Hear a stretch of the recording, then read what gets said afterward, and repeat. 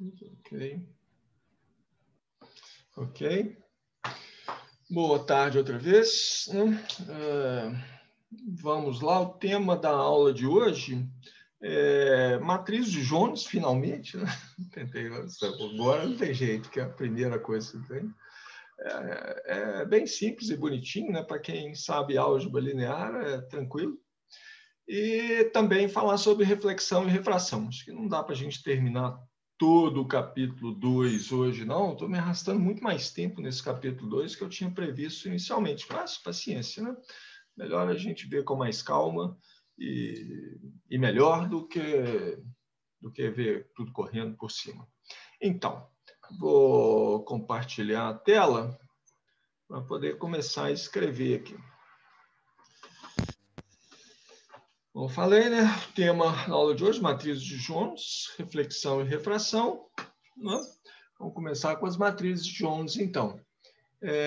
Essas matrizes que a gente vai ver daqui a pouco, né, elas são úteis para a gente trabalhar com polarização.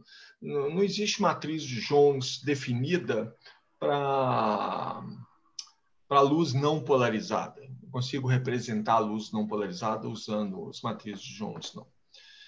Para a gente ver qual que é a ideia, né? Deixa eu escrever a equação aqui para... Escrever não, vou copiar e colar.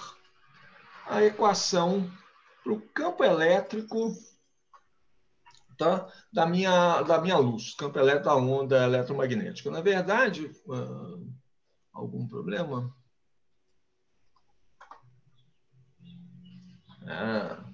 Ok.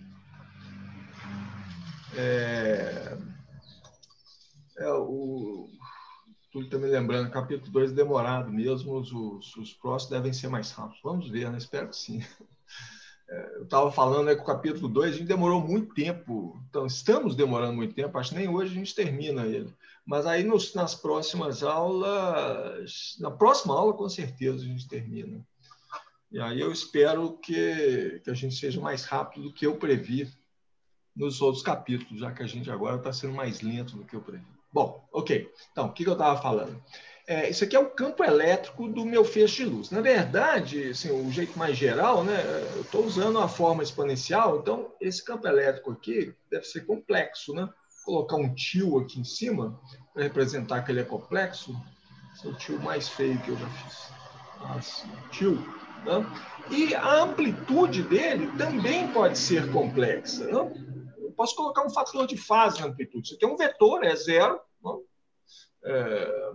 Eu vou supor que ele é constante no tempo, ou seja, eu tenho uma luz polarizada numa certa direção. Pode ter componente X, Y, não pode ter componente Z, porque eu fiz aqui uma onda, né? Eu escolhi aí KZ menos ômega T, então isso é uma onda que está se propagando ao longo da direção Z.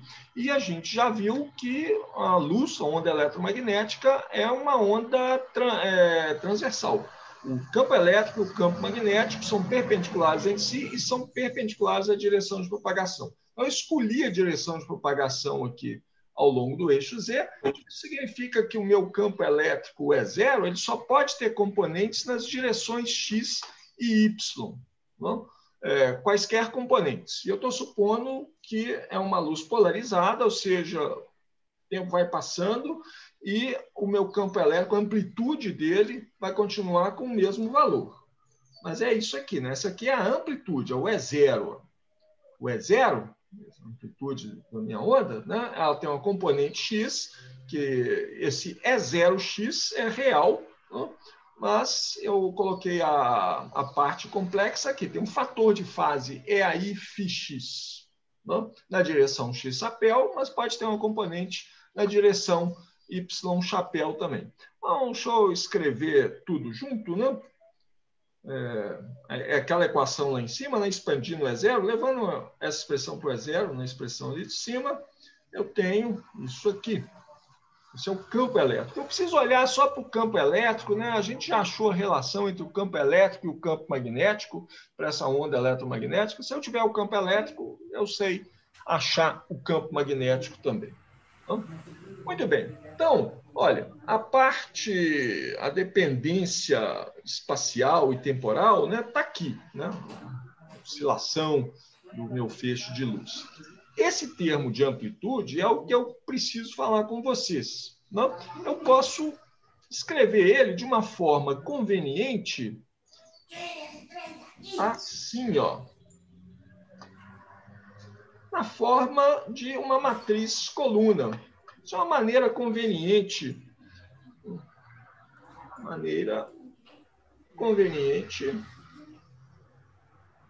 de escrever a amplitude. Escrever é zero, não? Que é um vetor, e ele é complexo. Não? Eu coloco a componente x aqui e coloco a componente y embaixo dela. Esse aqui, essa matriz coluna, é o que a gente chama de um vetor de Jones. E se eu te der esse vetor de Jones, você sabe qual que é o campo elétrico da sua luz polarizada. Não? Muito bem. Então,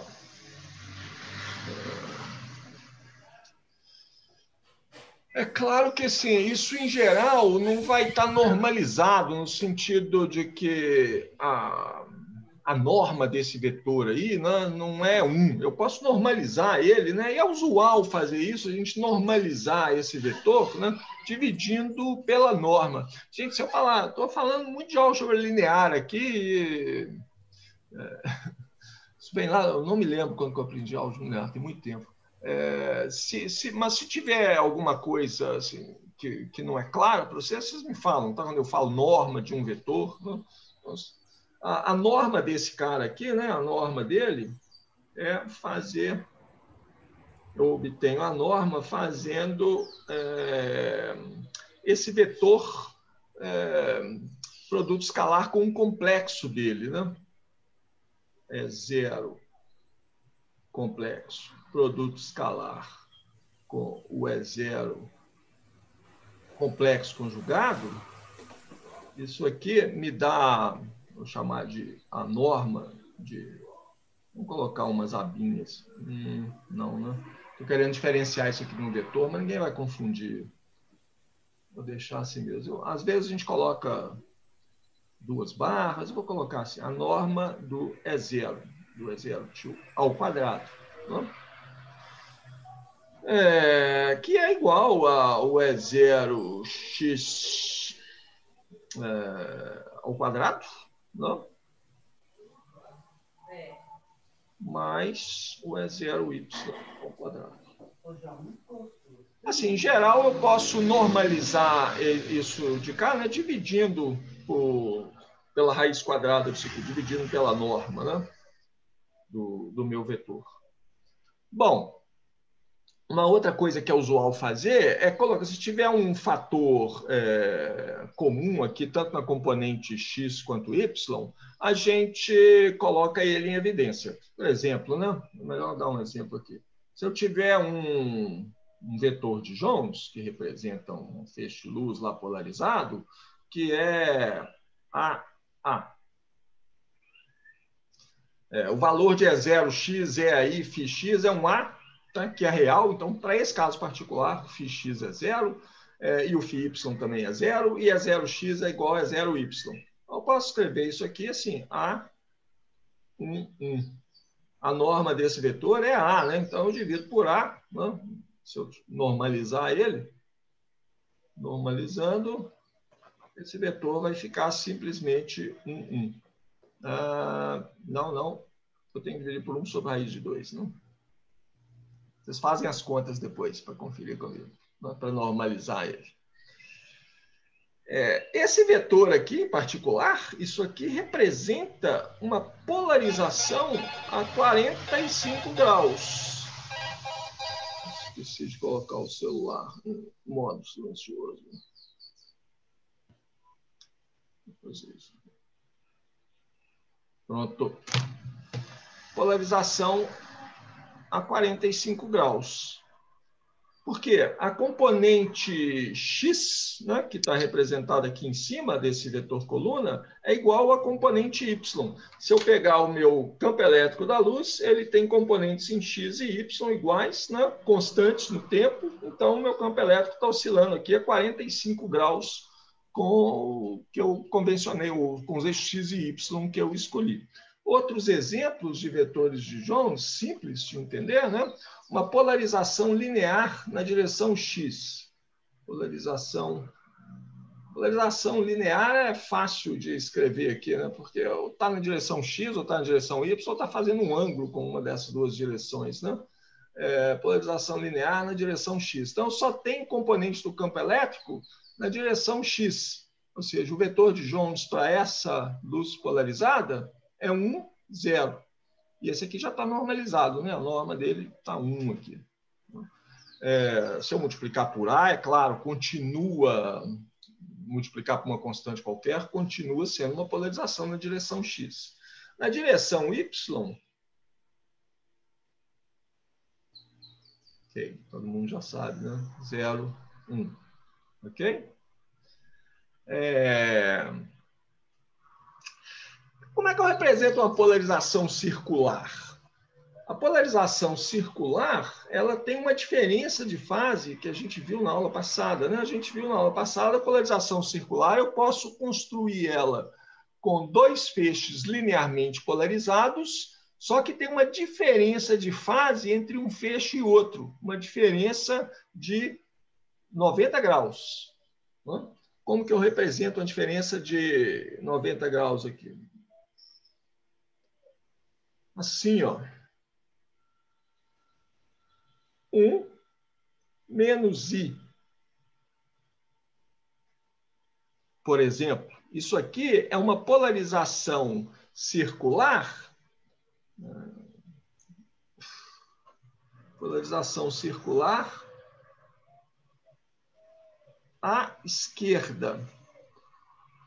Vamos lembrar que eu falei também na aula passada, né? Essa definição de que é polarização circular à esquerda, polarização circular à direita, depende da pessoa. Para o meu azar, o Faules ele usa o contrário do que eu estou acostumado, que eu gosto de usar, né? Ele usa o ponto de vista da fonte.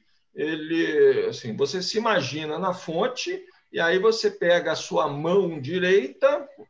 Tá vendo por que eu não gosto dessa convenção vista da fonte? Eu sou a fonte aqui, meu nariz é a fonte de luz, né? Eu vejo a luz está se propagando aqui na direção do meu polegar e a minha mão direita está mostrando a direção de giro. Então, essa aqui é a polarização circular à direita.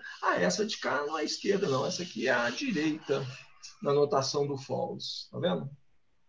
Essa aqui é a polarização circular à direita, nessa notação. E a polarização circular à esquerda, desse ponto de vista, é 1I. Nenhuma dessas duas aqui está... Essa aqui é a polarização circular à esquerda. À esquerda, né, do ponto de vista da fonte. Isso a gente tem que ficar alerta. Se uma pessoa te falar, não, essa polarização aqui é circular à direita. Aí você tem que pensar, peraí, você está usando que convenção? Você está olhando a partir da fonte ou você está olhando a partir da... você está olhando contra o feixe de luz? Que eu acho mais natural, né? O feixe de luz está vindo aqui na minha direção, eu olho ele assim, né? Falo, está circulando assim, então isso é polarização circular à direita.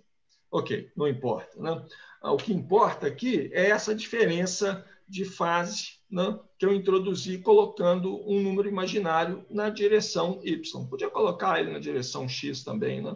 Só vai dar a mesma coisa. Nenhum desses dois aqui está normalizado, né? Se eu quiser normalizar, eu tenho que dividir por 1 sobre raiz de 2. Deixo para vocês se convencerem que é isso. Bom, então sabemos representar, né, nessa notação de vetores de Jones, sabemos representar os feixes de luz polarizados. Mas para que serve isso? Eu quero poder trabalhar com a polarização. Eu quero saber qual que é a ação de um componente óptico qualquer, um polarizador, uma placa de quarto de onda, que a gente comentou na aula passada, né? Eu quero saber qual que é a ação desses componentes ópticos sobre a polarização da minha luz. Os componentes ópticos eu represento por matrizes. O feixe de luz é representado por essa matriz coluna, né? Essas matrizes colunas, vetores. Os componentes ópticos são representados por matrizes, que são as famosas matrizes de Jones. Representados por matrizes. São matrizes 2x2.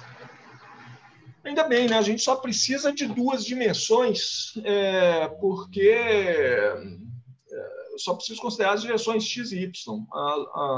A terceira direção do espaço é a direção de propagação da onda. Ali eu não tenho campo elétrico. Bom, para achar essas matrizes, o único método que eu conheço é você ir experimentando, ou então você colar de algum lugar, né? Que é o que eu estou fazendo aqui agora. Né? Eu copiei uma tabela do Faulds, né?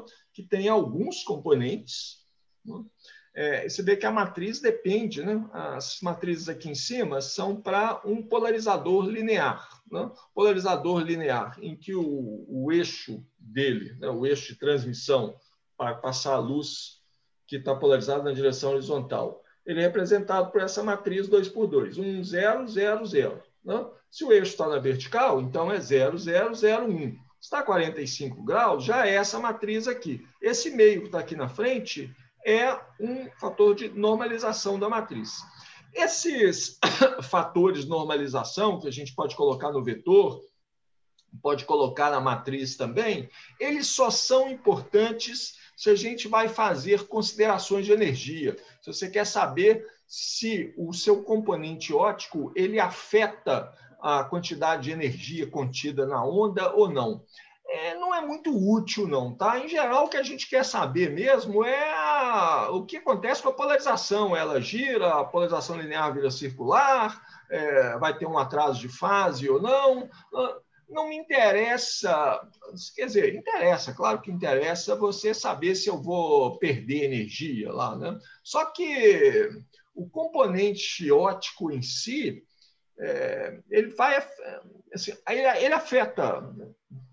ele afeta a quantidade de energia contida no seu feixe de luz, claro, mas por razões que é difícil de você colocar de uma forma geral. Cada componente é um componente. Qualquer que seja o seu componente óptico, ele vai apresentar um pouco de absorção, né? Ele vai retirar um pouco de energia, vai absorver um pouco de energia do seu feixe de luz. Ele esquenta um pouquinho. Mais do que isso, né? Qualquer componente óptico sempre vai ter uma parcela da luz que é refletida, ele não é transmitido através do componente. Você pega o seu polarizador linear lá, joga a luz nele, né? Uma parte dessa luz vai ser refletida, né? Diferente de absorvida. Por quê? Porque tem uma superfície, né? O seu polarizador é feito de um material qualquer, um plástico, né? A luz está vindo pelo ar, ela, ao passar nessa, mesmo seja incidência normal, né, uma parte vai ser refletida. A gente tenta eliminar isso, coloca películas antirrefletoras, mas uma parte sempre vai ser refletida. E isso depende daquele componente específico, do ângulo que você coloca ele. Então, assim, em geral, a gente não trabalha com esses fatores de normalização, não. Mas estão aqui, né, nas matrizes, nos vetores também, mencionei para a gente saber o que significa. O que interessa é a gente saber a ação do componente sobre a polarização do vetor. E como que eu faço isso? Não? Eu multiplico a matriz pelo vetor de Jones representando a minha luz. Não? Acho que o jeito mais fácil de fazer isso é fazendo um exemplo. Não? Vou pegar um exemplo bem simples aqui. Eu quero saber qual a ação de um polarizador X. Né? Tem um polarizador que é esse primeiro aqui, né? Vou chamar de com eixo horizontal. Horizontal, ele está na direção X, então, né? O eixo do polarizador. E eu quero saber qual que é a ação sobre um feixe. Eu tenho um feixe de luz que tem polarização, vou colocar 45 graus. Feixe de luz polarizado a 45 graus. Eu sei que vocês sabem o que vai acontecer, mas só para exemplificar o que a gente faz. Bom, o polarizador com eixo horizontal, eu vejo aqui, ele é representado por uma matriz de Jones, que é 1, 0, 0, 0. O feixe de luz, que é polarizado a 45 graus, ele é representado por, vou colocar o fator de normalização, é 1 sobre raiz de 2, né? 1. Foi aquele primeiro que a gente viu lá atrás. Né? A ação desse polarizador, né? Isso aqui é o polarizador.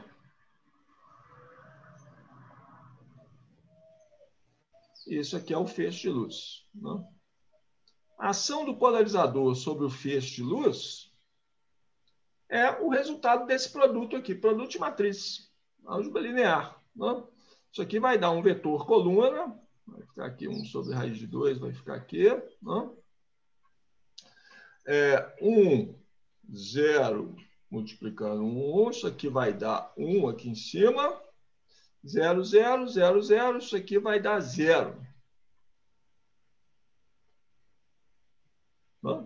Ou seja, o resultado é um feixe de luz polarizado na direção X. Surpresa, hein? Polarizador na direção X polariza a luz na direção X. Polarização X que tem aqui. Ok, esse é um exemplo muito simples, né? Polarização X. É o resultado do que eu tenho lá. Vamos ver uma coisa um pouco mais complicada. Vamos ver a ação. Então, isso aqui virou plural, exemplos. Esse aqui é o exemplo 1. E o exemplo 2 vem aqui agora.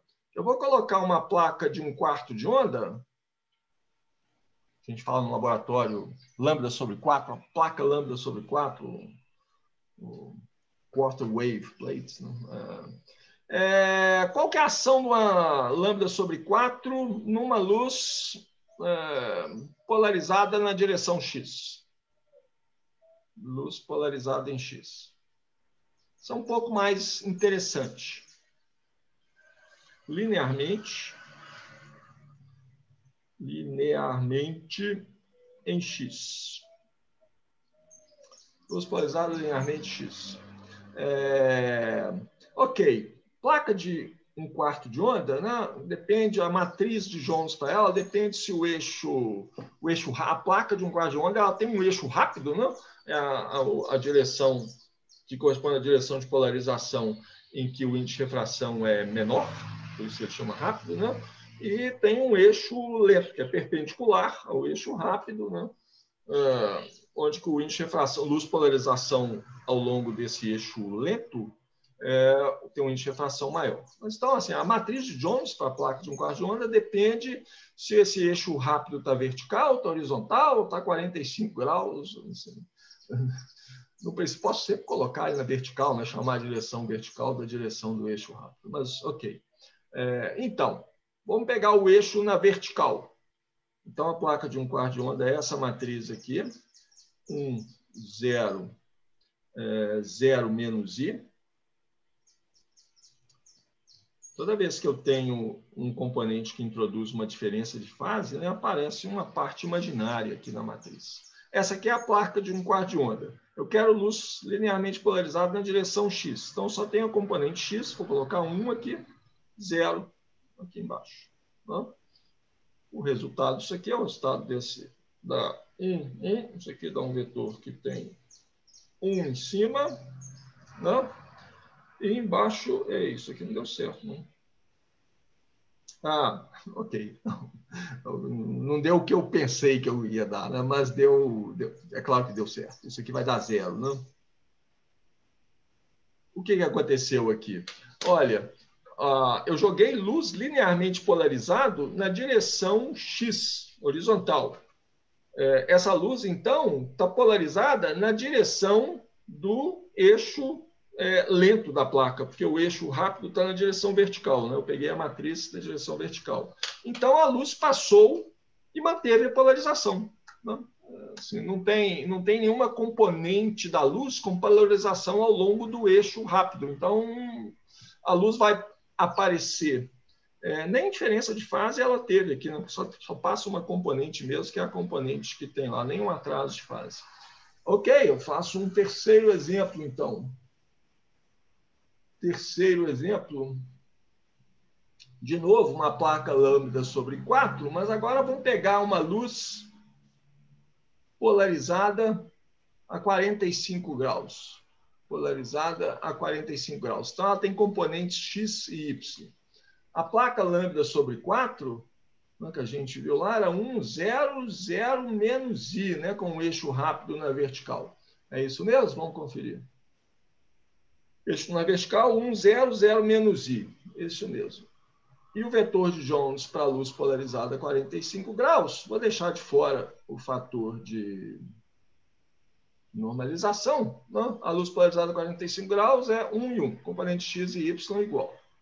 Agora, o que vai acontecer? Essa luz polarizada linearmente a 45 graus vai virar uma luz que tem componente X 1, componente Y menos I. Né?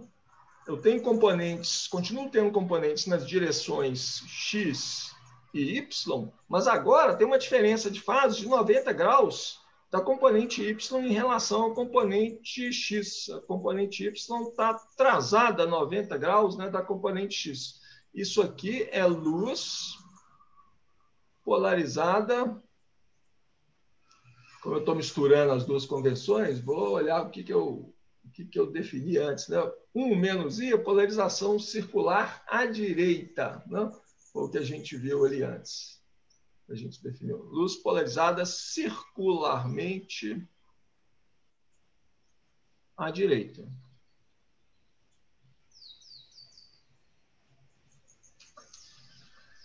Ok.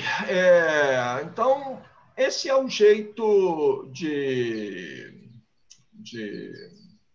da gente saber qual que é a ação de um componente óptico sobre a minha luz polarizada. Acho que já passei a ideia, né? Não preciso fazer mais exemplos. Você fala assim, mas isso serve mesmo para alguma coisa? Assim, já que eu tenho que olhar as matrizes de Jones numa tabela assim, ou tentar uma tabela como essa, né, ou tentar deduzir qual que é a ação do componente, se você tiver um componente só, não tem muita vantagem usar as matrizes de Jones, não. Você não ganha muito tempo. Mas imagina que você tem uma sequência, você faz uma montagem óptica complicada, em que você tem uma placa, você tem um polarizador linear, depois você tem uma placa de meia onda, né, que está aqui, ó, half wave plates, né? Aí você tem uma placa de um quarto de onda, você pode ter outras coisas, né? Você pode ter phase retardador de fase, né, que muda a fase relativa entre as duas ondas, né, esse phase change aqui. Esse polarizador circular, em geral, é uma combinação de um polarizador linear com uma placa de um quarto de onda, mas você pode fazer polarizadores circulares que não são bem assim, ele tem um efeito um pouco diferente, mas gera luz circularmente polarizada. Se você tiver uma sequência de componentes ópticos, aí as matrizes de Jones ficam importantes. Elas facilitam muito você ver o que é que vai acontecer com o seu feixe de luz. E como que eu faço? Eu tenho que aplicar as matrizes de cada componente ópticos, né? Um depois do outro. Sequência de componentes, né? Então, vamos representar a situação aqui. Eu tenho o meu feixe de luz incidente aqui, né?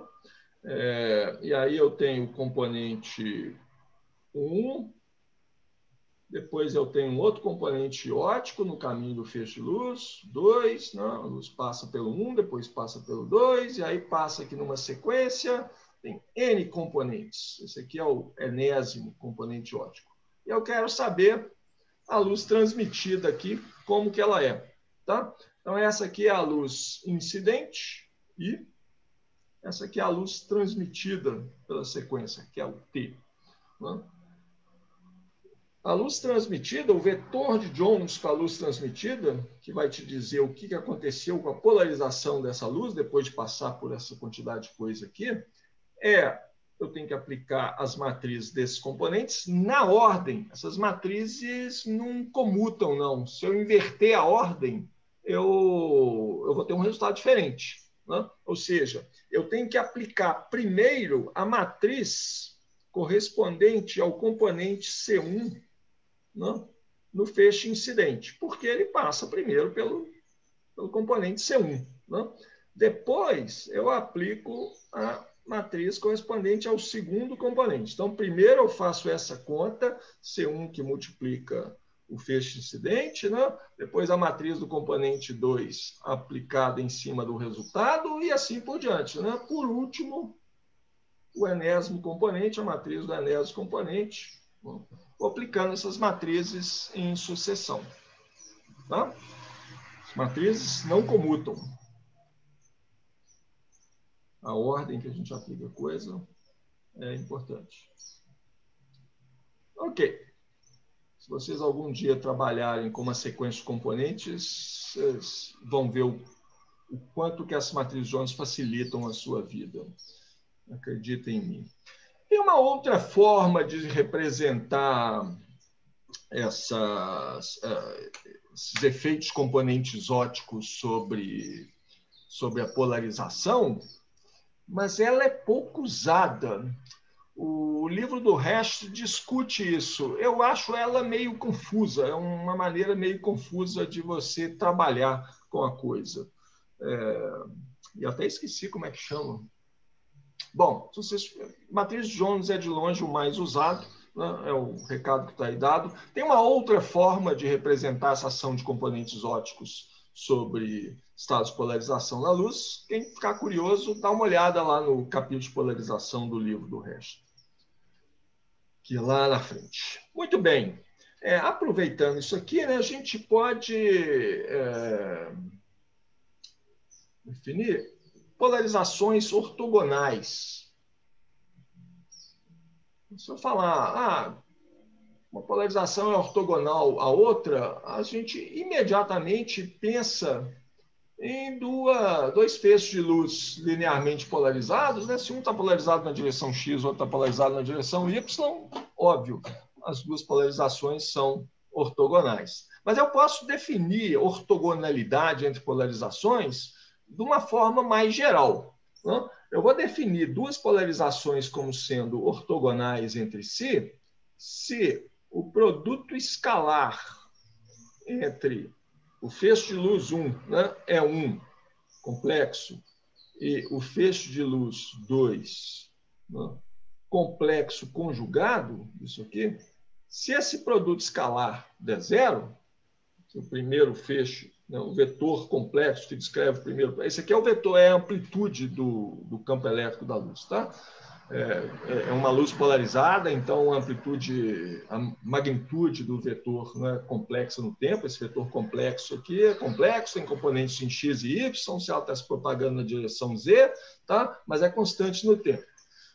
Esse produto escalar com o complexo conjugado do segundo, se isso aqui dá zero, então eu chamo essas duas polarizações de ortogonais. Em termos de matrizes de Jones, né, esse produto escalar aqui corresponde ao seguinte, né?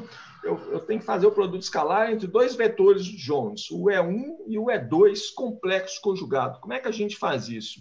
O vetor E2, eu vou representar ele, o complexo conjugado, não por uma matriz coluna, mas por uma matriz linha.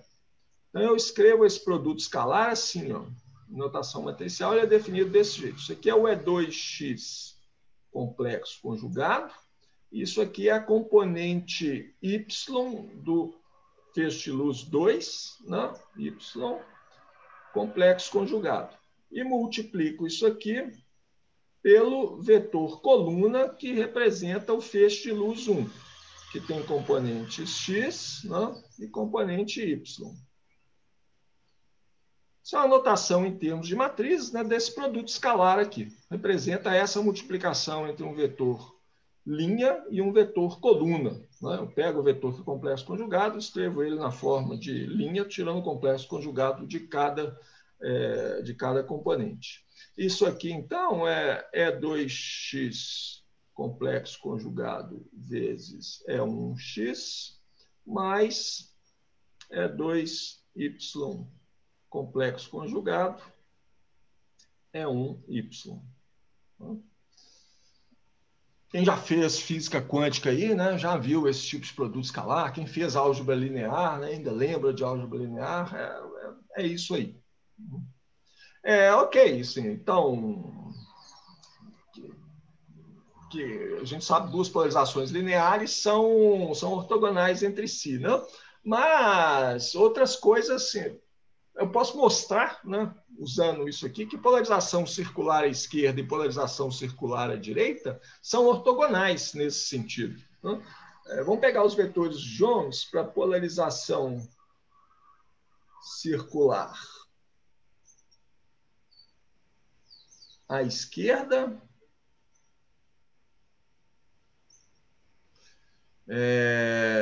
que era 1i. Se eu falar errado, vocês protestam, então. E à direita, que é 1 menos i, né? 1 menos i. Vou conferir se isso aqui é perpendicular entre si mesmo. Não, vamos fazer aqui o produto escalar desses dois. Produto escalar desses dois, escrevendo, então, o da direita, né, vai ser polarização circular à direita, complexo conjugado. Vou escrever na forma de um vetor linha. Então, vai ser 1, é real, então complexo conjugado é 1 mesmo, menos i, complexo conjugado dá i, que multiplica, né, o vetor que representa a polarização circular à esquerda, que é 1i. Isso aqui dá 1, 1 vezes 1 dá 1, e com i dá menos 1, 1 menos 1, 0. Polarização circular à esquerda é perpendicular à polarização circular à direita. Tem outras coisas mais exóticas também, né? Deixa eu pegar essa figurinha aqui do livro do Faules, que mostram. Vou colocar a porcentagem. Vou colocar aqui. Ele está mostrando 4 estados de polarização aqui, né? É o campo elétrico, né? E os vetores de Jones correspondentes. Polarização circular, polarização linear, né?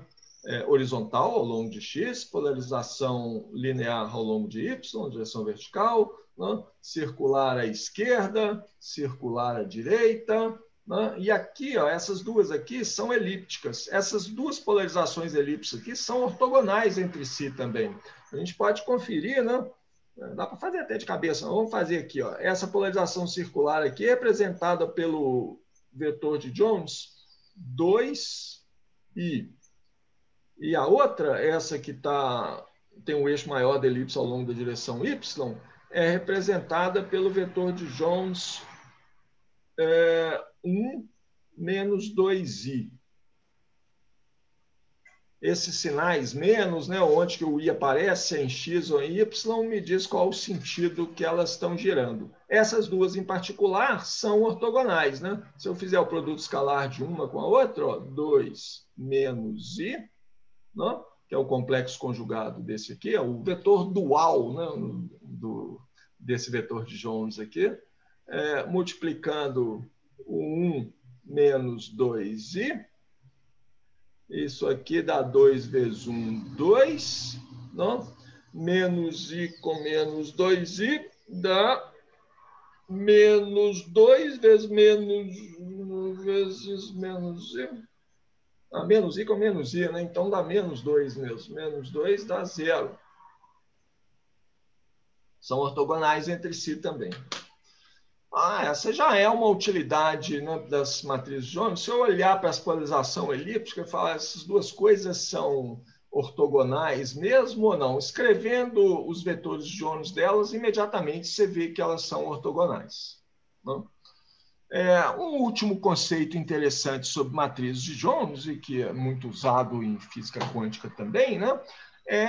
Os autovetores. Matrizes de Jones são matrizes 2x2, elas têm autovetores também. O que é um autovetor? Os autovetores de uma matriz Jones são autovetores de qualquer matriz, né? Mas no nosso caso particular aqui, nós estamos falando de matrizes de Jones. É um vetor tal, tem duas componentes, A e B. Né? Esse vetor é um autovetor da matriz de Jones. Vou fazer uma matriz genérica aqui, ó, que tem componentes Azinho, Bzinho, Czinho, Dzinho. Se esse vetor A grande, B grande, for autovetor dessa matriz de Jones, Azinho, Bzinho, Czinho, Dzinho, isso significa que, ao aplicar a matriz nesse vetor, eu vou ter uma constante complexa em geral, né? Esse lambda aqui é uma constante complexa, multiplicando o próprio vetor. A ação da matriz Jones sobre o vetor gera o próprio vetor, possivelmente multiplicado por uma constante, em geral, uma constante complexa. O que representa um autovetor de uma matriz de Jones? É um estado de polarização que não cuja direção de polarização não é afetada pelo componente óptico que essa matriz aqui representa. Então, a gente viu um exemplo ali para trás, né? Bom, eu faço ele de novo, não vou sair procurando ele aqui. Um exemplo de quando isso aqui acontece, o exemplo mais simples que eu consigo pensar aqui agora é se a gente pegar, eu vou ter que olhar atrás mesmo para olhar a matriz certa, né? Ok, vou pegar o exemplo mais simples. Vamos pegar um eixo de transmissão horizontal, matriz com polarizador linear, com eixo de transmissão horizontal, 1, 0, 0. 1, 0, 0, 0. Se eu passar um feixe linearmente polarizado na direção horizontal, não acontece nada. Eu obtenho o mesmo vetor, 1, 0, multiplicado por 1. Não acontece nada. Mas pode aparecer uma diferença de fase, né? A gente achou isso, né? Eu passei um feixe... Não, a gente não achou diferença de fase. Eu achei que fosse dar uma diferença de fase, mas não ia dar. Deixa eu pegar a matriz de Jones... aqui, de uma placa de 1/4 de onda, com o eixo vertical, que é esse aqui, 1, 0, 0, menos i. É divertido brincar com essas matrizes de Jones. Né? Então, é uma placa de 1/4 de onda, 1, 0, 0, menos i. Tá? Isso aqui é uma placa quarto de onda, lambda sobre 4. Né? E eu vou passar por essa placa de 1/4 de onda um feixe com polarização na direção vertical, 0i. O que acontece? Isso aqui dá um vetor que aqui em cima tem 0, né? 1 vezes 0 mais 0 vezes 1, e aqui embaixo dá menos i. Ainda isso aqui é menos i, que multiplica 0, 1. Isso aqui representa luz polarizada verticalmente, né? É o mesmo estado que está aqui, só que apareceu um menos i na frente. Esse aqui é o chamado alto valor, né? Esse aqui é o alto valor.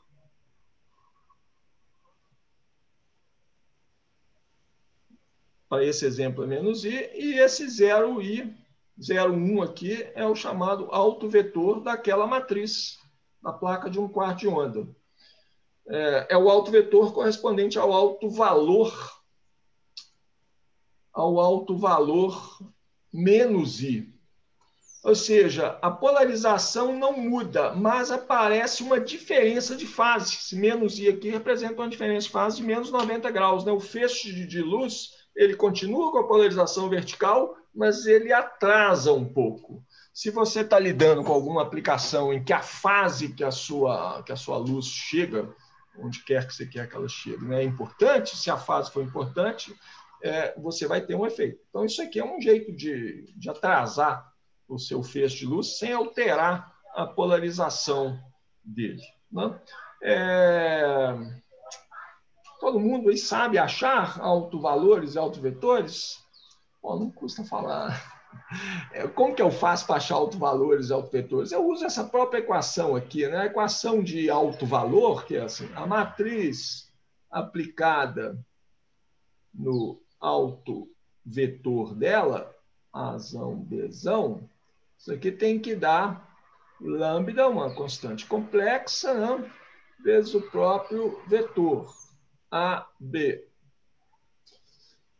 Então, o que é essa equação em forma matricial? Ela corresponde, né? Ela corresponde, na verdade, que ó, Azinho vezes A grande, né? Mais Bzinho vezes B grande, tem que ser igual, né? A lambda vezes A grande. E ó, o segundo elemento, né, me dá uma equação que é Czinho vezes A grande mais Dzinho vezes B grande tem que ser igual a lambda B, que é o que está lá do outro lado. Posso reorganizar esse sistema de duas equações, né, passando esses lambda A, lambda B para o lado de lá, fica assim, ó, A menos lambda que multiplica A grande, mais... Isso é um outro celular. Vou colocar ali um silencioso.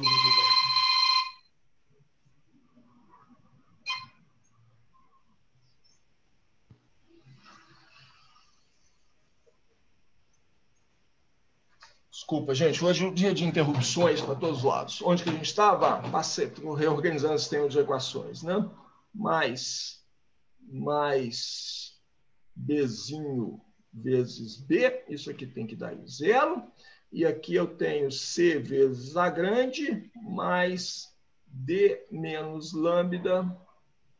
Passei esse lambda B para o lado de lá, que multiplica B grande igual a zero. Uma solução trivial para esse sistema de equações é zero, né? Solução trivial é A igual a B igual a zero. Mas a solução não interessa, não? Eu quero achar uma solução aqui real para esticar.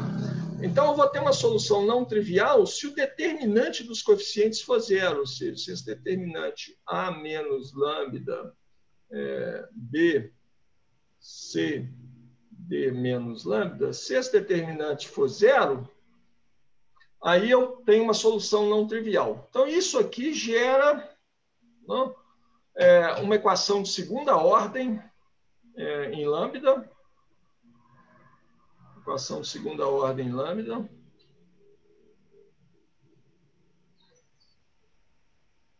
que tem duas raízes, lambda 1 e lambda 2. Não, a equação de segundo grau tem duas raízes, lambda 1 e lambda 2, que são os dois autovalores dessa matriz Azinho, Bzinho, Czinho e Dzinho. Então, achei os dois resolvi a equação de segundo grau, achei os dois autovalores, lambda 1 e lambda 2, eu volto com esses valores nessa equação de alto valor e está resumido aqui, né? São esses termos duas equações, e determino o valor de Azão e do Bzão, ou seja, determino o autovetor. Né? Ok. Isso aí a gente faz muito em quântica, né? na representação de matrizes dos estados. Em quântica eu posso representar o estado de um sistema por um vetor coluna também. Né? E o meu hamiltoniano, por exemplo, né? É representado por uma matriz. Dimensão dessa matriz, em geral, é infinita, o que torna as coisas um pouco mais complicadas, mas se for uma dimensão finita, aí fica mais fácil, a gente acha os autovalores, os autovetores. Se for o hamiltoniano, por exemplo, eu acho as autoenergias, né? Os autovalores do hamiltoniano são as autoenergias, energias possíveis para o sistema. Mas isso não é uma aula de quântica, é uma aula de ótica, então vamos seguir em frente, né? Isso é tudo que eu queria falar sobre matrizes de Jones. O resto vocês vão se divertir nos exercícios. Vou recomendar uns exercícios do capítulo 2 lá. Os exercícios, os problemas do capítulo, eles me pareceram assim bem simples Posso estar completamente enganado, tá? Então, foi assim, são interessantes de fazer, eu não acho que eles vão gastar muito tempo, não são aqueles problemas, você fica o dia inteiro em cima dele, dá trabalho, é claro, tem que fazer uma conta ali, outra aqui, né? Mas é bom fazer essas contas para ter noção das ordens de grandeza, né? Isso é uma coisa importante em física, né? Na aula passada eu perguntei, a ordem de grandeza, sabe, qual o tempo de resolução temporal, né, que a gente acha que tem um olho humano, né? E aí a gente chutou de nanosegundos até... Não, segundos não lembro, né? Mas ok, assim, aí a gente... É bom a gente ter noção dessas ordens de grandeza. Então, um jeito de adquirir essa noção de ordem de grandeza é pensar a respeito, é fazer problemas, tá? Ok, mas vou deixar para recomendar os problemas no final. Vamos seguir aqui.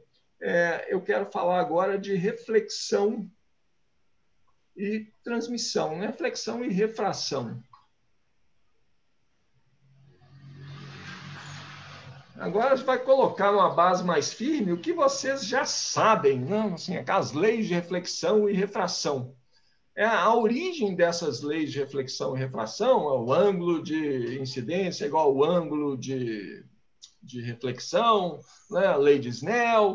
A origem dessas leis são as condições de fronteira para o campo elétrico e para o campo magnético. Se eu for lá no livro do Griffiths, então, né, Introdução à Eletrodinâmica, e copiar essas condições de fronteira, vou mostrá-las para vocês aqui. Dá isso aqui, ó. Isso é a equação 974, lá do capítulo 9 do livro do Griffiths, né, de eletrodinâmica. Griffiths, eletrodinâmica. Ela me diz como que o campo elétrico e o campo magnético, as componentes do campo elétrico e do campo magnético, mudam quando a gente atravessa uma fronteira entre um meio 1 e um meio 2. Agora eu vou copiar uma figura do livro do Faules, essa de cal. Eu gostaria de girar essa figura, deixar ela assim mesmo. Não? Isso aqui seria o meio 2, né? Onde eu vou ter um feixe transmitido, eu tenho um meio 1, onde vem a luz incidente. Né? Tem um feixe incidente, tem um feixe refletido e tem uma parte que é transmitida. Isso dá conta de toda a luz que chega aqui. Essas condições que saem das equações de Maxwell, né? As condições de fronteira, aqui nessa fronteira entre o meio 1 e o meio 2, isso aqui. Epsilon 1 é a permitividade elétrica do meio 1, epsilon 2 é a permitividade elétrica do meio 2. Né? A componente do campo elétrico perpendicular ao plano onde tem a fronteira, né? A componente do campo elétrico que está na vertical, nesse desenho assim, a onda incidente, a onda eletromagnética está aqui, né? Ela tem vetor de onda K. Então, ela tem um campo elétrico, né? Que está numa direção genérica aqui, ó. Ela tem uma parte que é perpendicular ao plano e uma parte que é horizontal ao plano. Se o campo elétrico tiver dessa onda aqui, tiver assim, por exemplo, tiver no plano desse desenho aqui, não precisa estar no plano desse desenho, não, né? Ele só precisa estar nesse plano perpendicular à direção de cá. Mas o jeito mais fácil de desenhar ele é assim, né? Esse aqui é o campo elétrico incidente, tá? Eu tenho um campo elétrico refletido também. Vou colocar ele aqui assim, ó. Tá? Vou chamar ele de E'. Tá? Esse E1 que aparece aqui é o campo elétrico total na fronteira, né? No meio 1. Então, é a soma, esse E1 perpendicular é a soma das componentes perpendicular do campo elétrico incidente e do campo elétrico refletido. Né? E2 é a componente perpendicular do campo elétrico na região 2. Como eu só tenho feixe transmitido lá, é a componente perpendicular do feixe de luz transmitido. Tá? Existe uma condição também para o campo elétrico paralelo ao plano, né, de separação entre os dois meios. Isso aqui está numa forma vetorial, né?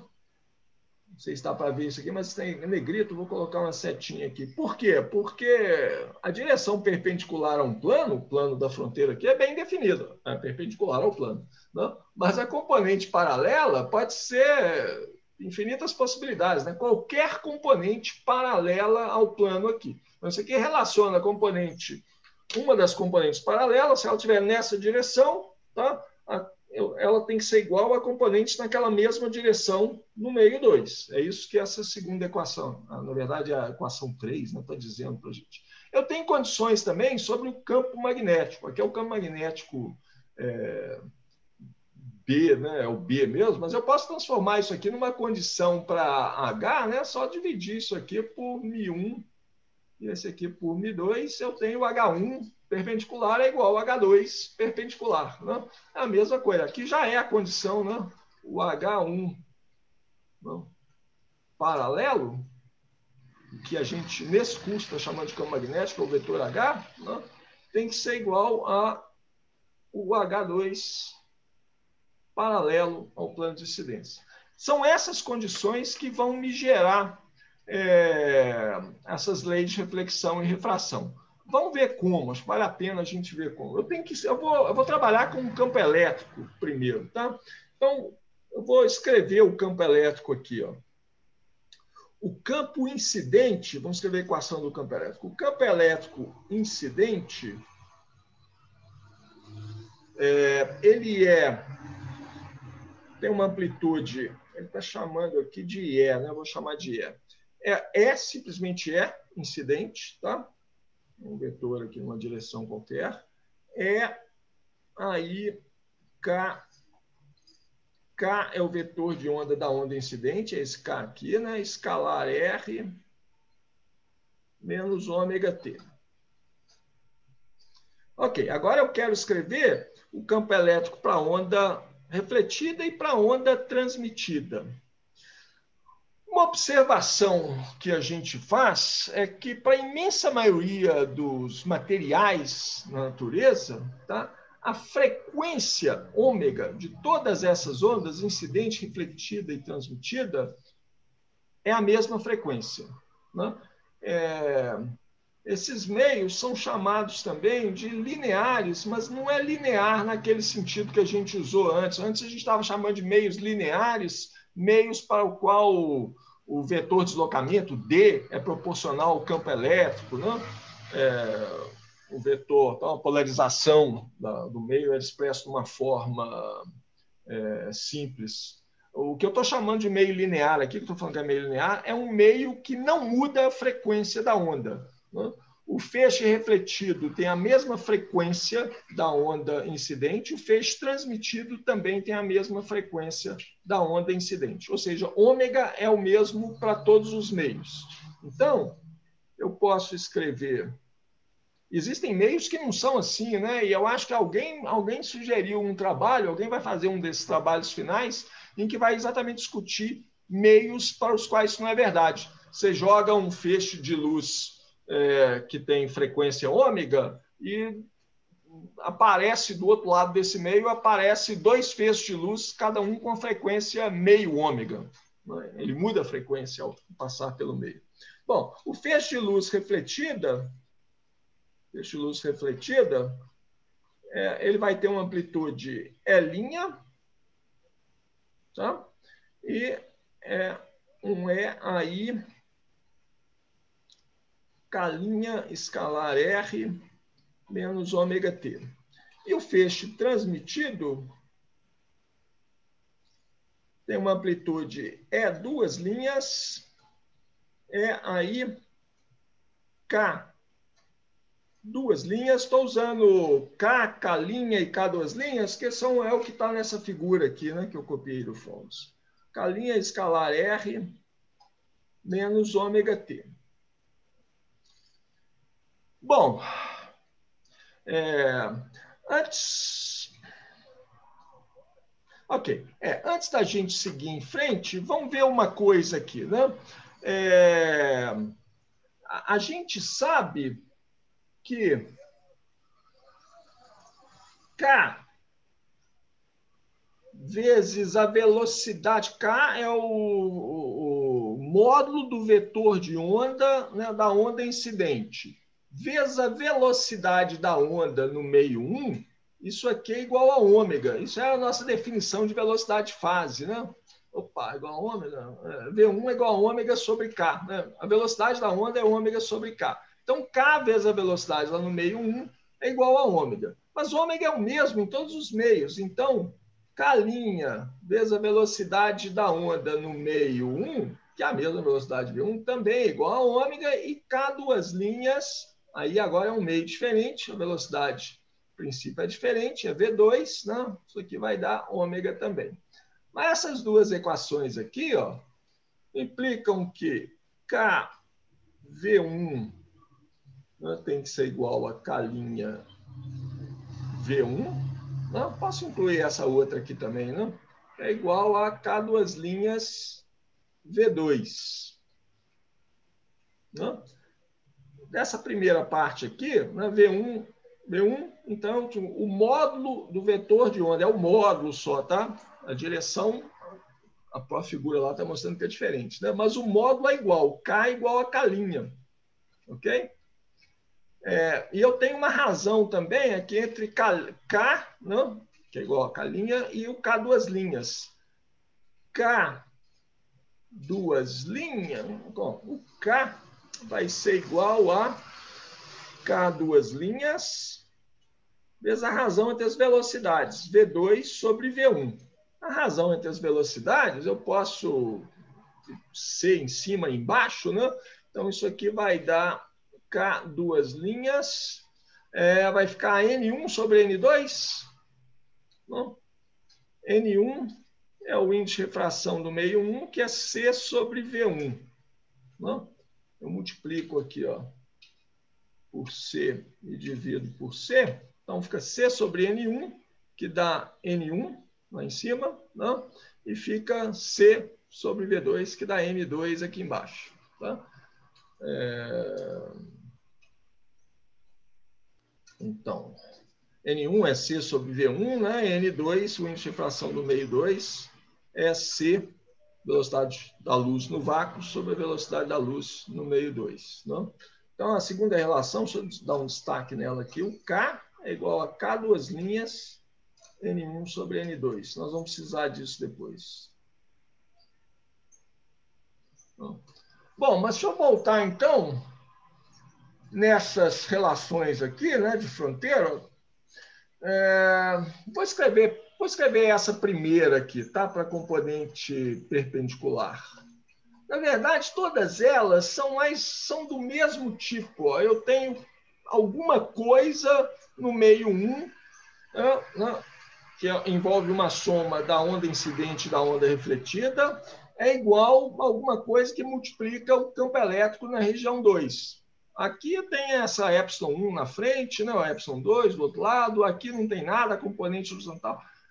Dá a mesma coisa para o campo magnético também. Ou seja, todas essas condições aqui, elas são condições do tipo assim, alguma coisa vezes a exponencial de IK escalar R menos ômega T, não? Mas isso aqui é o que eu tenho no meio 1. Não? Essa é a onda incidente. A onda refletida tem uma amplitude aqui, que eu estou... Está aqui entre parênteses, não vou me preocupar em escrever o que é. Depois a gente faz isso. Não? Que multiplica aí K', né? Aqui eu não posso falar K igual a K', não, porque aqui está o vetor, né? Aqui é o vetor K'. E o vetor K' é diferente do vetor K. O módulo é o mesmo, mas o vetor é diferente. Menos ômega T. Isso aqui tem que ser igual a alguma coisa, que é a amplitude da onda do outro lado, no meio 2, né? Que multiplica aí K duas linhas, escalar R, menos ômega T. Todas essas quatro equações aqui, essas quatro condições de fronteira, têm essa forma geral. tanto as para o campo elétrico quanto as para o campo magnético, né? Eu sempre tenho alguma coisa multiplicando esses fatores de E aí K escalar R menos ômega T, aí K' escalar R menos ômega T. No meio 1, eu tenho a soma da onda incidente com a onda refletida. No meio 2, eu tenho só a onda transmitida. Né? Muito bem. Se eu pegar isso aqui, agora vou colocar lá, vou colocar um sistema de eixos para isso ficar mais claro.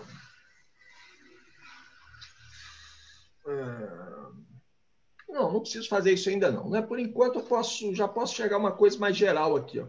Essa igualdade, estas igualdades, né? Eu tenho 4 igualdades desse tipo, elas têm que ser válidas em todos os pontos do plano, que é a fronteira entre os meus dois meios, meio 1 e o meio 2, e em qualquer instante de tempo. Ó, toda dependência espacial e temporal está contida aqui nessas exponenciais. Né? Esses termos estão aqui entre parênteses, são só a amplitude de cada um desses termos. Né? Tem uns vetores, tem umas constantes multiplicando aqui. Bom, a igualdade está garantida em qualquer instante de tempo, porque os fatores temporais são todos iguais. A gente está partindo do suposto que a frequência é a mesma no meio 1 e no meio 2. A frequência não muda, o meio é linear nesse sentido, de que a frequência é sempre a mesma. Então, a parte temporal, garantidamente, é igual.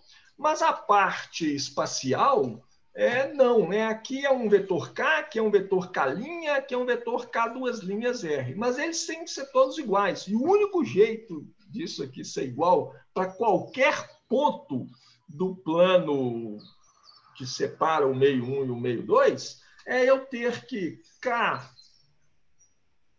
escalar R tem que ser igual ao K' escalar R, que tem que ser igual ao K duas linhas escalar R. É o único jeito de manter essa igualdade para todos os pontos do plano, quaisquer que sejam os valores. Se meu plano é o plano Z igual a zero, né? Então Z igual a zero é o plano XY. Então isso aqui tem que ser verdade para todos os pontos. Isso aqui então é em Z igual a zero, tem todos os valores de X e Y possíveis. Eu vou ter que ter uma coisa desse tipo. Bom, quando eu falei Z igual a zero, eu vou supor que o K incidente está no plano. Vou fazer uma figura, né? O K incidente está no plano. Vamos guardar isso aqui, tá? Guarda isso aqui, eu vou ter que mudar para a próxima página aqui. Mas tem que arrumar um jeito de mostrar 2 páginas. Vou fazer um desenho aqui. Como é que era o meu desenho? Meu desenho era assim, né? Vou ver aquele desenho de antes. Tem aqui a superfície de separação entre o meio 2 e o meio 1. Aí eu tenho a onda incidente. Né? Eu tenho a onda refletida. Né? Então, isso... Ok, deixa eu desenhar a onda transmitida também. Isso aqui é a onda transmitida. A normal ao plano está aqui, ó. Eu posso, sem perder generalidade, eu posso supor que esse plano que eu estou mostrando aqui na figura é o plano XZ. Tá? Vou supor que essa direção aqui é a direção Z, né? E essa direção aqui é a direção X. Então, na verdade, eu queria falar o seguinte: o que eu vou supor que o vetor de onda incidente, o K, esse K aqui, ó, que é o da onda incidente, ele está no plano XZ. Isso aí eu não perco generalidade, né? Eu escolho o meu sistema de eixos de tal maneira a colocar o K no plano XZ. Pergunta é: K', né, que está aqui, e K duas linhas, que está aqui no meio 2, eles estão no mesmo plano ou não? Não? Em Z igual a zero, eu tenho que ter, né, que K eu tenho que ter que K escalar R eu tenho que ter que K escalar R. Se o K está no plano XZ, então a componente Y dele, onde é que está o Y? Né? X com Z, o Z está saindo do quadro. O Z está perpendicular a esse desenho aqui, mas ele está entrando ou saindo? Ele está entrando na tela, né? X para um sistema de eixos destrógenos, o Y está entrando aqui. Se eu escolher o sistema de eixos de tal maneira que o vetor K só tem componente no plano XZ, em Z igual a zero, K escalar R é Kx, né, vezes X, né, em Z igual a zero. Porque eu fiz essa escolha de sistema de eixos colocando o K na direção vertical. Mas isso aqui, ó, Kxx, como a gente viu ali atrás, tem que ser igual ao K' escalar R. Ok? Então, isso tem que ser verdade em qualquer ponto do plano X. Tem que ser igual a K' escalar R e tem que ser igual também a K duas linhas escalar R. Essa igualdade, essas duas igualdades, tem que ser verdade em qualquer ponto do plano XY, qualquer ponto do plano de fronteira. Tá? Então, em Z igual a zero, o que eu tenho, essa condição aqui é Kx vezes X, tem que ser igual a K' X vezes X, não? Mais K' Y, vou fazer só para a primeira ali, vezes Y, ok, eu faço outro também, não? Que é igual a K duas linhas, a componente X do K duas linhas vezes X, mais a componente Y do K duas linhas vezes Y. Agora, essas igualdades têm que ser válidas quaisquer sejam os valores de X e de Y. E o único jeito de conseguir isso, então, é... O Z não aparece que eu estou no plano Z igual a zero, né? Estou lá em Z igual a zero. O único jeito de conseguir isso é que Kx tem que ser igual ao K'X. Né? E o KY linha tem que ser igual a zero.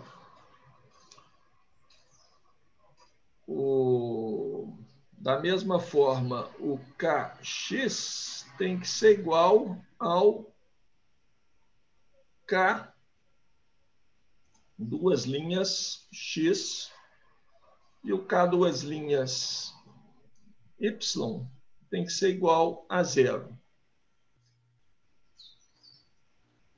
A componente Y, eu escolhi a componente Y, eu escolhi o sistema de eixos de tal maneira que a componente Y do K é zero. A implicação disso é que a componente Y de K' e de K duas linhas também é zero. K' e K duas linhas só tem componentes X e Z. O componente Z não apareceu aqui, porque eu estou em Z igual a zero, né? Ou seja, os três vetores K', K' e K duas linhas estão no plano XZ. Eles estão todos no mesmo plano. Tá? Isso é a primeira lei da reflexão, né? Ou refração, primeira lei da reflexão e refração, sei lá, o nome não importa, chamar de primeira lei, né? Todos os três feixes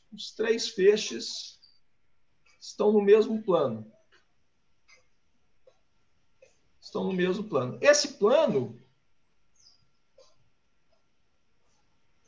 não se enganem o meu desenho original, né, não supunha, porque eu não sei desenhar em três dimensões, tá? Meu desenho original não supunha que K' e K duas linhas estão nesse plano aqui da tela, não. Eles podiam estar em qualquer direção. Mas eu espero ter convencido vocês de que a componente Y, a componente de K' e K duas linhas para fora da tela aqui tem que ser zero. Então, os três feixes estão no mesmo plano. Esse plano é o chamado plano de incidência. Os vetores ainda são diferentes, mas eles não têm componente, nenhum deles tem componente y, uma vez que eu escolhi o vetor incidentes no plano XZ. Né? Então, o plano de incidência é um plano muito bem definido, né? É o plano em que está o vetor de propagação, o K, né, da onda incidente. Mais do que isso, né? A gente viu que o Kx, cadê a equação aqui? Ó? Kx, componente x do vetor K, é igual a K', a componente x do vetor, isso aqui, né? Do vetor, há duas linhas, né? Então, o Kx, eu preciso colocar um ângulo aqui agora, né? Vou chamar esse ângulo aqui de incidência de θ, o ângulo de reflexão de θ'linha, né? E esse ângulo de refração, né, de transmissão, vou chamar de φ. A componente x do vetor K é o módulo do vetor K vezes o seno de θ. Isso aqui tem que ser igual a componente x do vetor K', o K'x, essa equação que eu marquei aqui. E a componente x do vetor K' é o módulo do vetor K' vezes o seno de θ'.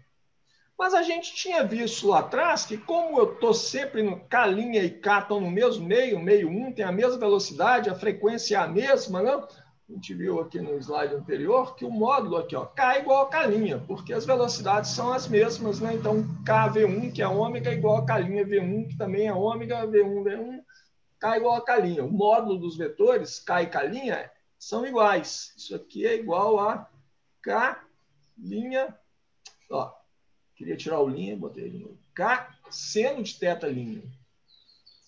O seno de θ é igual ao seno de θ'. Isso implica que θ é igual a θ'. O ângulo de incidência é igual ao ângulo de reflexão. Se vocês quiserem, pode chamar de segunda lei, né, da reflexão, ou a lei de reflexão, sei lá. Posso tirar dessa condição aqui também, ó, dessa segunda aqui, ó, Kx, a componente x do vetor K, tem que ser igual a componente x do K duas linhas. Né? Então, vamos repetir aqui. A componente x do vetor K tem que ser igual a componente x do vetor K duas linhas. Se vocês lembram do ângulo lá, a componente x do vetor K é K seno de θ. Isso aqui tem que ser igual à amplitude do vetor K duas linhas, que agora não é igual ao K não, né? K duas linhas, vezes o seno. Vamos conferir na figura. É o seno, a componente x do K duas linhas depende do seno de φ. Então, isso aqui é seno de φ. K não é igual a K duas linhas, mas a gente achou uma relação entre eles. Foi aqui? Não, foi aqui. Aqui, ó. O K é K duas linhas, razão entre os índices de refração. Posso escrever K, então, como sendo K duas linhas N1 sobre N2. Vou fazer isso aqui. Então, isso aqui é K duas linhas N1 sobre N2, que é o K, né? Vezes o seno de θ, é K duas linhas seno de φ. Então, N1 seno θ é igual, ó, passo N2 para lá, N2 seno φ. Essa aqui tem nome mesmo, né? A lei de Snell, o nome próprio. Então, essas leis de reflexão e refração que a gente está acostumado desde o jardim de infância, nem lembro quanto a gente aprende esse negócio, elas são consequência das condições de fronteira, né? Vou estender mais um tiquinho, tá? Um pouquinho mais para frente. Vou precisar de mais folhas aqui, ó. Então, porque eu quero voltar agora nas condições de fronteira, né? Vamos voltar nas condições de fronteira. Escrever elas, só mais um pouquinho. Não vou passar de 10 minutos, não. Quantas horas são? Nós temos 8 minutos para não passar de 10 minutos. Condições de fronteira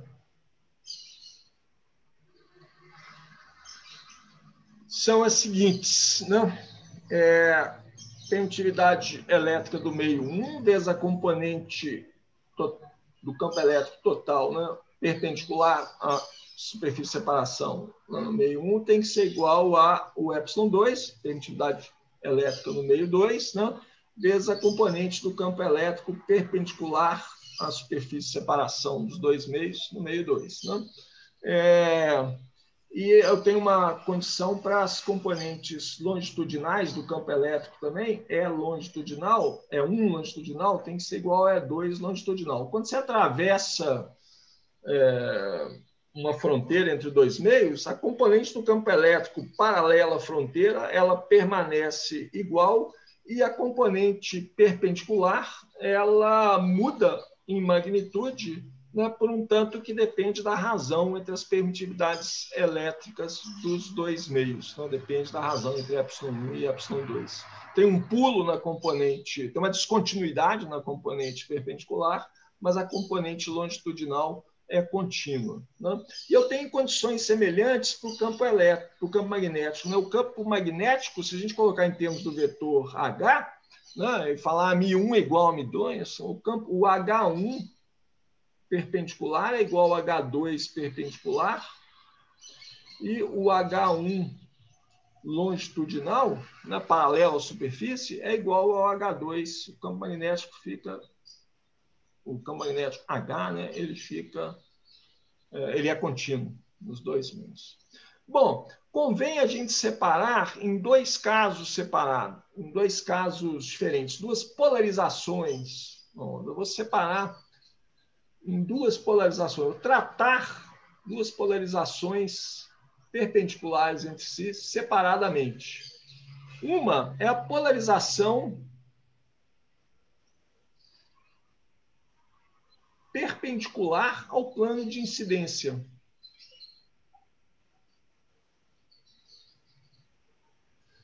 Perpendicular ao plano de incidência. Quer dizer, se a gente olhar aquela figura incidência, tem um I escondido aqui. Onde é que está a minha figurinha? Está aqui, né? Se eu olhar nessa figura aqui, ó, essa polarização perpendicular ao plano de incidência, se o plano de incidência é o plano aqui da tela, né? Então, isso significa que o campo elétrico desse feixe incidente está perpendicular ao plano aqui, né? Ele é perpendicular ao plano, ele é perpendicular ao vetor K, que está nesse plano, então ele está para cá, né? Saindo do plano.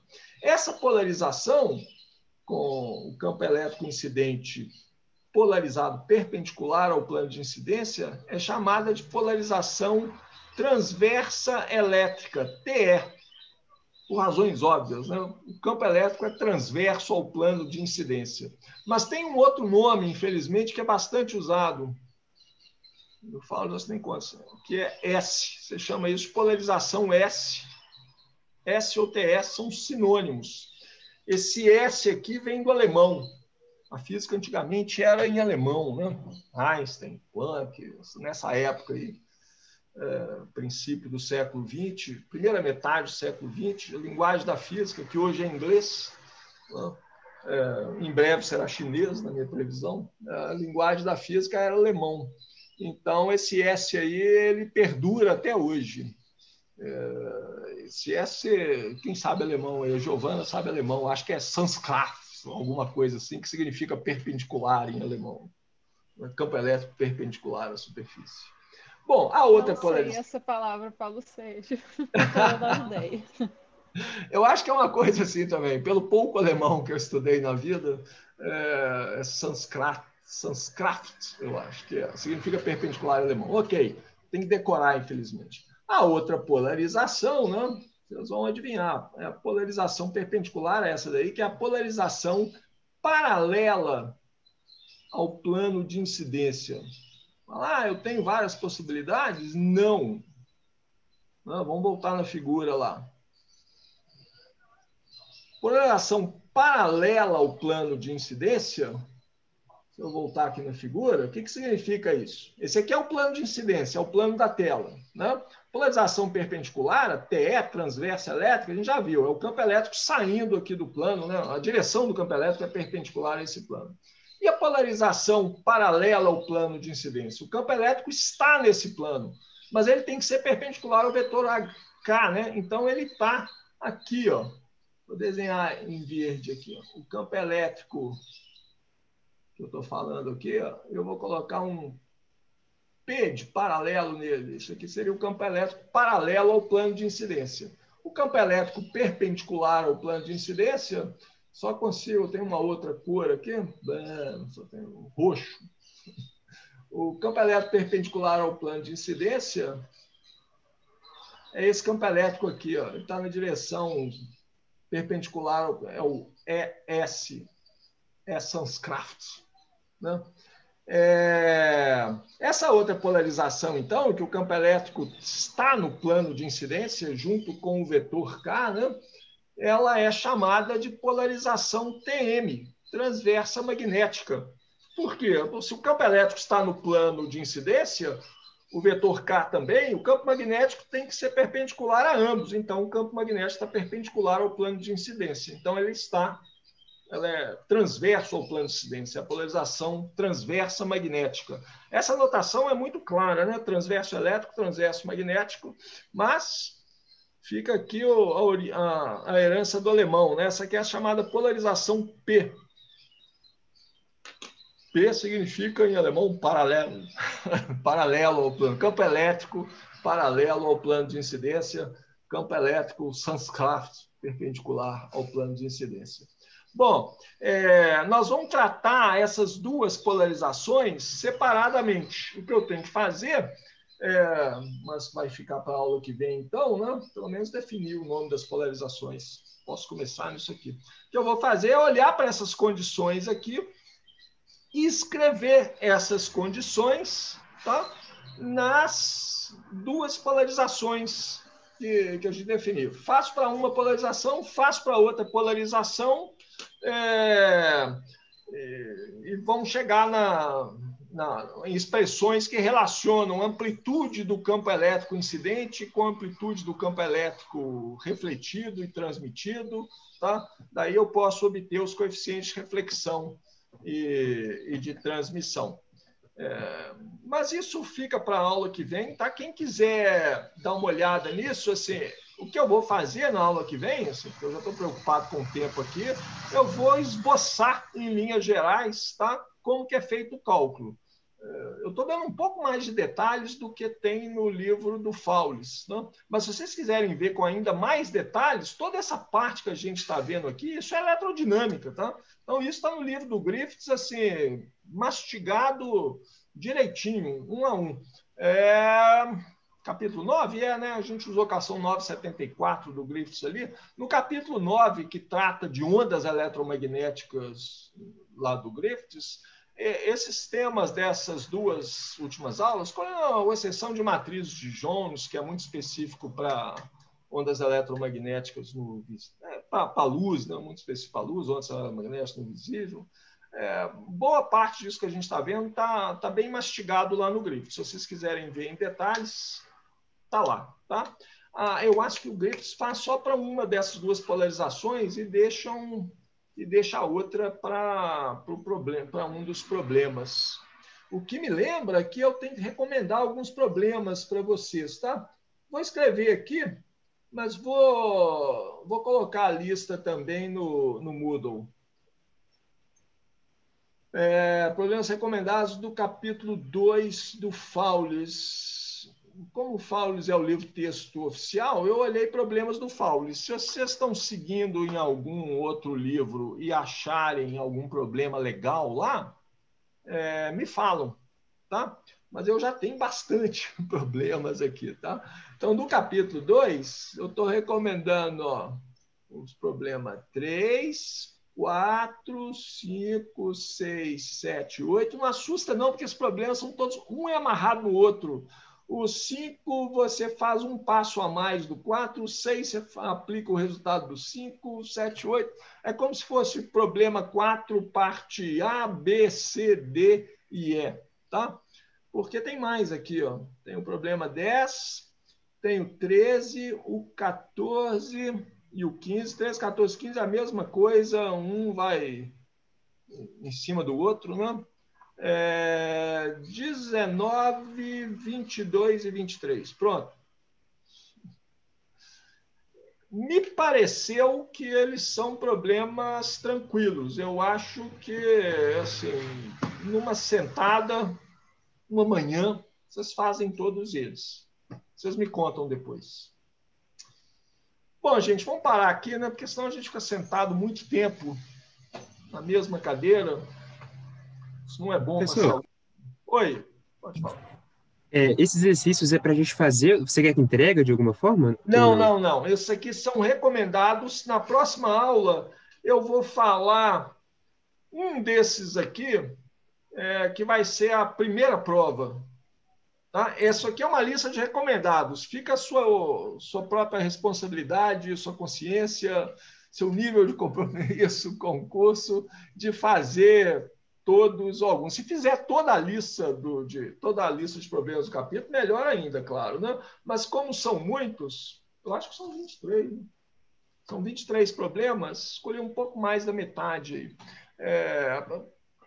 Façam esses primeiro, se der tempo, façam outros. Mas é recomendado, tá? Problemas recomendados. Vai ter um obrigatório. Um desses aqui vai ser obrigatório. Ainda não pensei se eu escolho um para todo mundo ou se eu faço um sorteio, cada um pega um desses problemas. Acho que um sorteio é legal, né? Aí vai ser a nossa primeira prova. Aí você vai entregar um desses problemas que eu vou te falar na próxima aula, né?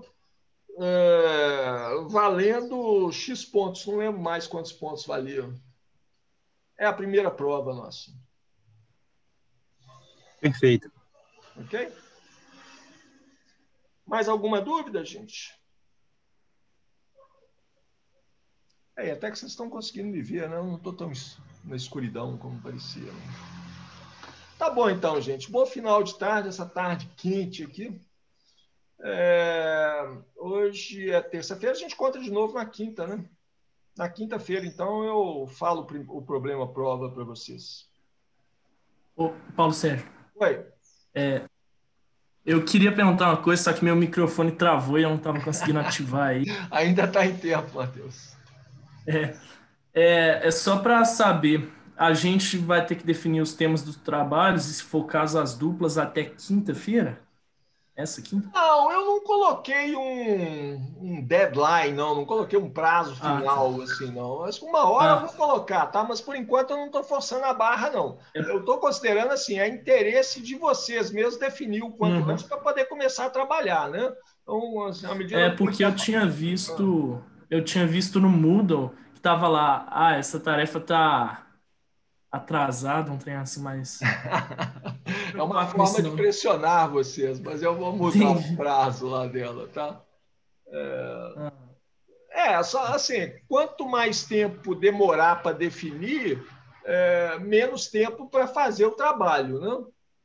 Mas assim, se quiser definir para a semana que só no mês que vem, no carnaval, acho que a gente pode colocar um prazo assim, final até a primeira aula depois do carnaval, né, em fevereiro. Mas aí a gente vai ter só mais um mês de aula, hein? Aí, assim, só mais um mês para fazer o trabalho. Acho melhor definir um prazo antes. No final desse mês, que tal? Final de janeiro tem que bater o martelo. Eu acho que se não colocar um prazo, vai remanchando, não define, né? Ok? Então tá aí. Prazo para definir o trabalho é 31 de janeiro. Tá? Eu mudo lá no Moodle. beleza, Pode obrigado. ser? Tudo bem? Sim, Tudo bem, Mais beleza. alguma dúvida, gente? Giovana, aí? Ok, gente. Então, bom final de tarde. Até quinta-feira. Até mais, até quinta-feira. até quinta, Paulo Sérgio. Até quinta, professor.